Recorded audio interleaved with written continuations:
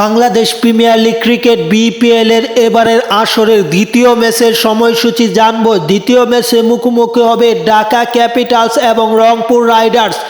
Dhaka Capitals এবং রংপুর রাইডার্সের মধ্যকার এই ম্যাচটি অত্যন্ত সুন্দর একটি ম্যাচ হবে এবং এই ম্যাচটিতে কে এগিয়ে তা জানা হয়তো আপনাদের এই মুহূর্তে প্রয়োজন নেই, কিন্তু সেই ম্যাচের সময়সূচিটা জানা আপনাদের অত্যন্ত জরুরি। সেই ম্যাচের সময়সূচি এই ভিডিওর মাধ্যমে জানাবো, তাই যারা চ্যানেলটি এখন পর্যন্ত সাবস্ক্রাইব করেননি সাবস্ক্রাইব করে ফেলুন।